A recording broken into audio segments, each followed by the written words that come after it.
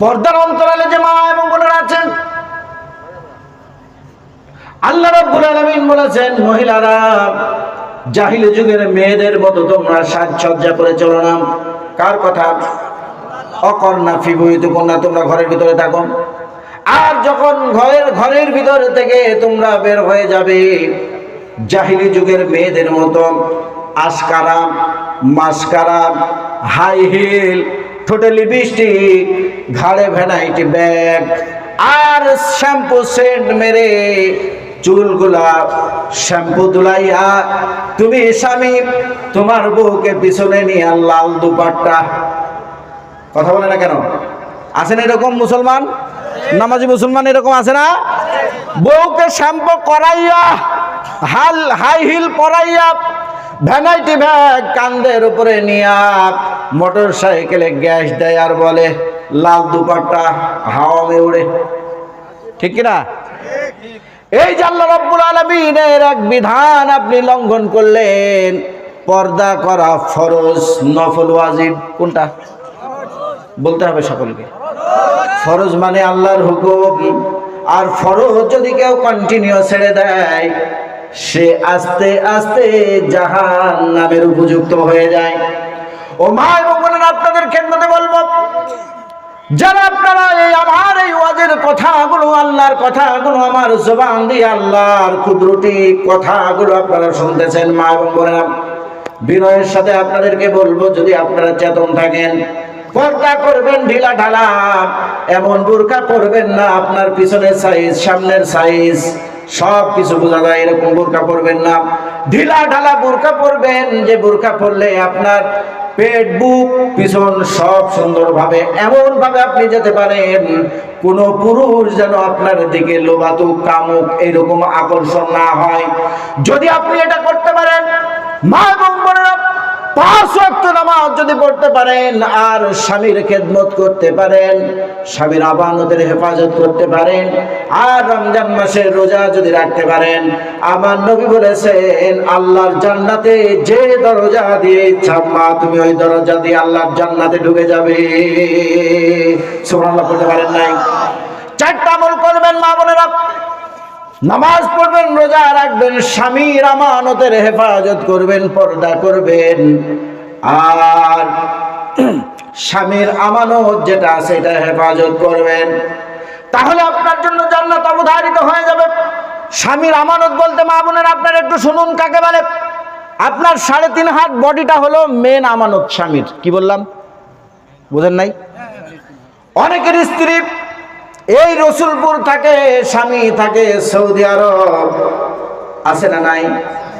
কেরালা আছে না নাই?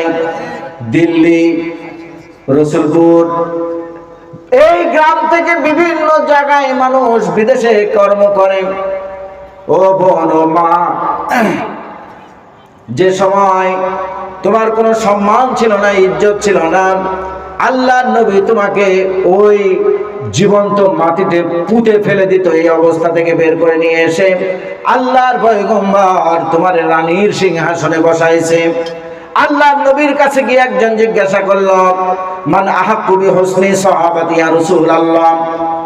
قال رسول الله صلى الله عليه وسلم أمك ثم من يا رسول الله؟ قال أمك ثم من يا رسول الله؟ قال أمك ثم من يا رسول الله؟ قال أبوك متفق عليه।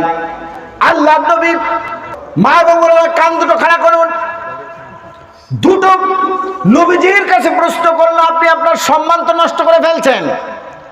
ইয়া রাসূলুল্লাহ, আপনার আমলটা আমি কাকে, মান আহাক্কু বিহুসনি সাহাবাতি ইয়া রাসূলুল্লাহ, আমি সবচাইতে বেশি কাকে সম্মান করব? কথা বোঝেন নাই?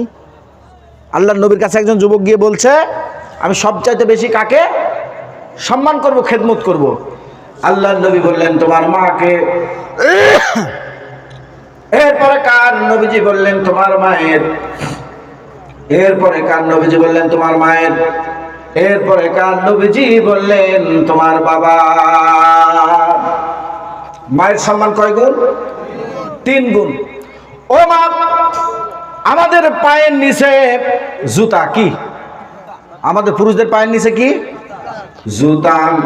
মা এবং বোনেরা যারা মায়ের জাত, আমার আল্লাহ রাব্বুল আলামিনের জান্নাত আপনাদের পায়ের নিচে, সুবহানাল্লাহ।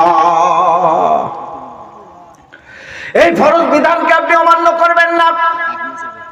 আপনার স্বামী বিদেশে আছে, পর পুরুষের সাথে আপনি রাতের অন্ধকারে শাশুড়ির চোখে ফাঁকি দিয়া, স্বামী তো বিদেশে পড়ে আছে, সন্তানদের চোখে ফাঁকি দিয়া, শাশুড়ি আম্মাকে ফাঁকি দিয়া, লেপের ভিতরে বসে বসে আপনি চ্যাটিং করছেন শুয়ে শুয়ে, অথবা ফোন কলে কথা বলতেছেন।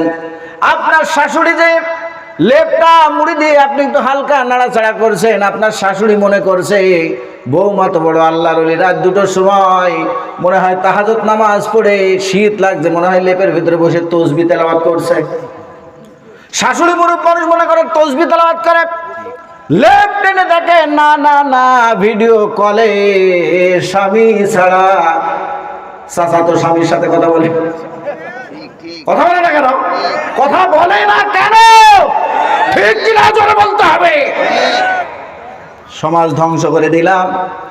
তোমার স্বামী বিদেশে পড়ে আছে, কত কষ্ট করে তোমার জন্য, আহারে ঈদে তোমাকে 10,000 টাকা দেয় শপিং করার জন্য, তুমি তো স্বামীর টাকা নিয়ে 2,000 তো তোমার প্রেমিকের হাতে তুলে দাও। এত বড় বেঈমানি তুমি করো। আল্লাহর নবী বলেছেন তোমার ওই লজ্জার স্থানে জাহান্নামের আগুন ধরিয়ে দেওয়া হবে। তুসকা মিন আইনিন আনিয়া লাইসা লাহুম তাআমুন ইল্লা মিন দারি'।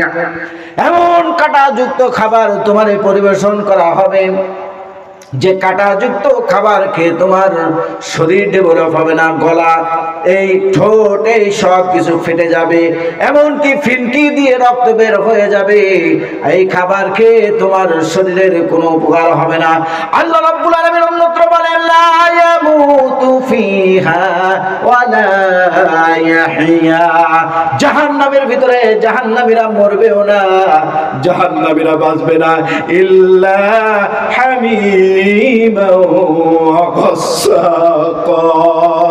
জাহান্নামের ভিতরে ফুটন্ত পুষ আর রক্ত পানীয় খাওয়ানো। নাউজুবিল্লাহ বলবেন না, নাউজুবিল্লাহ বলবেন না। ওই জাহান্নামে কি আমরা যেতে চাই? প্রিয় ভাইরা, যেতে চাই? তাহলে এই ফরজ হুকুমগুলো মানবেন। এগুলো হলো আল্লাহর হক। কার হক?